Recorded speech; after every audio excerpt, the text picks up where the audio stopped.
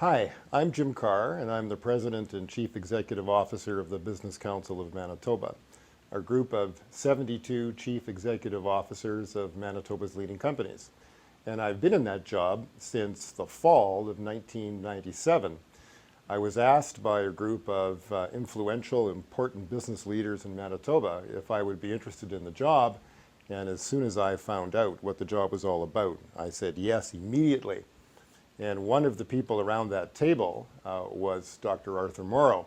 Art Mauro is perhaps our leading and most distinguished citizen in Manitoba, a long history of community involvement, a former chancellor of the University of Manitoba, former president and chief executive officer of the Investors Group, the founder of Art Stabilization Manitoba, a supporter of cultural organizations, and really a leading and noble citizen in every sense of the word of citizenship. Now Art and I can talk a little bit together about the origins of the council. Art, why is it that you and others thought that we should have a business council in the first place? It's a rather vivid illustration that out of some tough experiences, good can come. And I guess the tough experience that has led in part to the formation of the council was the loss of the Winnipeg Jets. The morale in the city of Winnipeg, from a sort of a historic standpoint, it sort of fades into the past. But at the time that it occurred, it seemed to be a deadly blow to the community, another loss, an important item. And so a couple of us, specifically Harold Buckhold and I, in a very casual conversation, during the winter months said, we have to stop whining about the failures and let's start talking about how do we bring about some successes. And I called together a group of about 22 CEOs. They had to be resident in Manitoba, and we talked about what is it that we could do to enhance the quality of life and more importantly the sense of optimism as to the future of this province.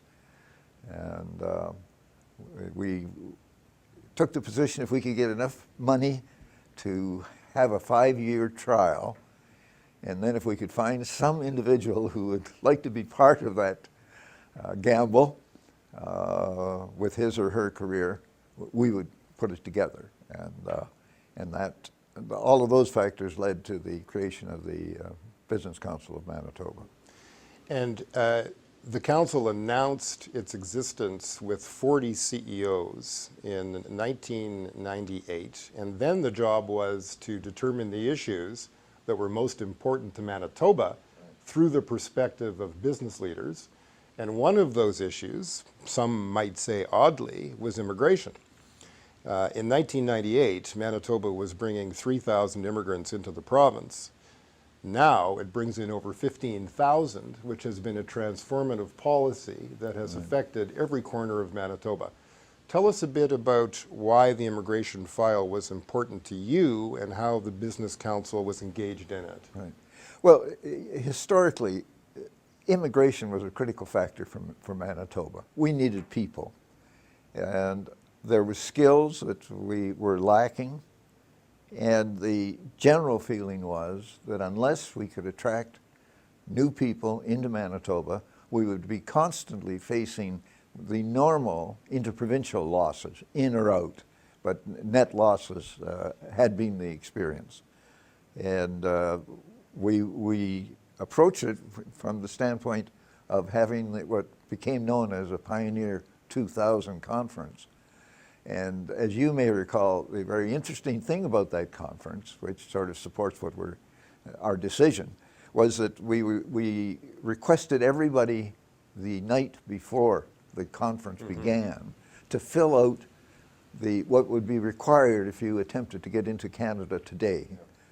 And we color-coded those, indicating those that might have made it or might not have made it, turned out that most of us would not be here today. Including because- Duff Roblin. Including Duff Roblin, Yeah. and certainly including Art Mauro, among others, Yeah. because our parents or grandparents could not have made the cut as Right. to language and skill sets. You know, these are people who wanted the opportunities of Canada and would do what was necessary when they came here to make a living. So the more importantly, I guess, Jim, is that the program, with the cooperation of both the federal and particularly the province and their sponsorship program, but with the CEOs, the participation of the members of council, has resulted in a tremendous increase. Mm-hmm.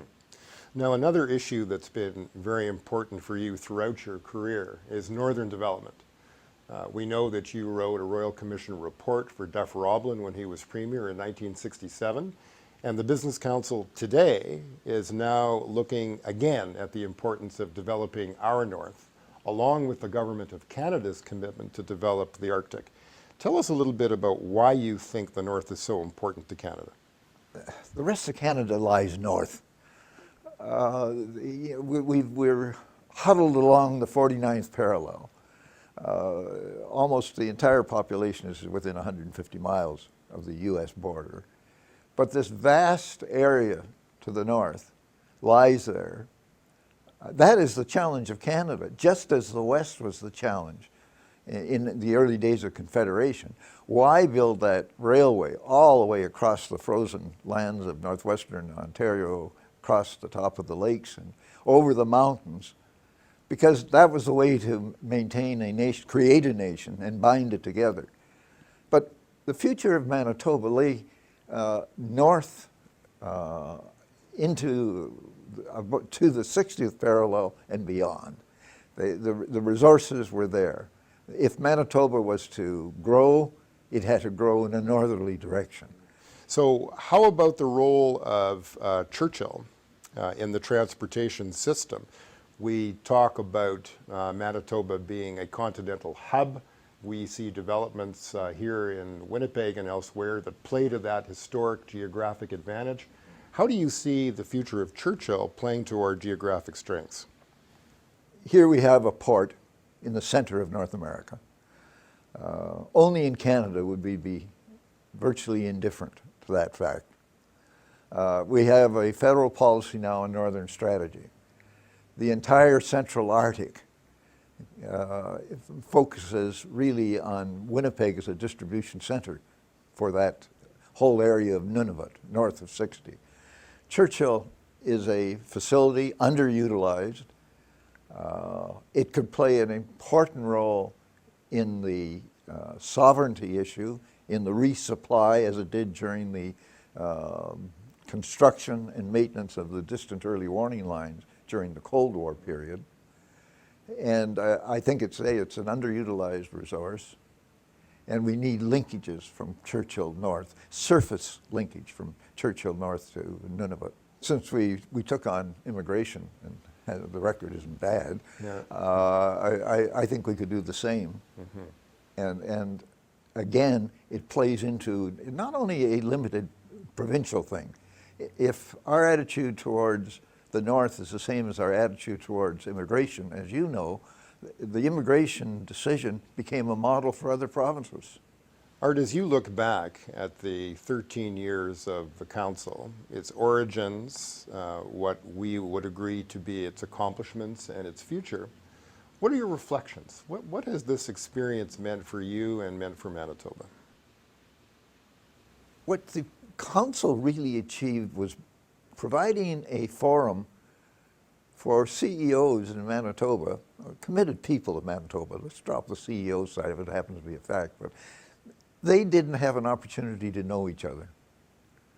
The Council brought them together. And to me, it's a very powerful illustration that you bring good people of good intentions with common purpose, bring them together, give them the opportunity to consider alternatives to the current policies. And I think then the opportunities are limitless. And none of this can be accomplished without a vision and without leadership. You have provided the Business Council of Manitoba with both of those things. I'm delighted that we were able to put these thoughts in a place where Manitobans for a long time can hear your voice and can share your passion, and thank you for it.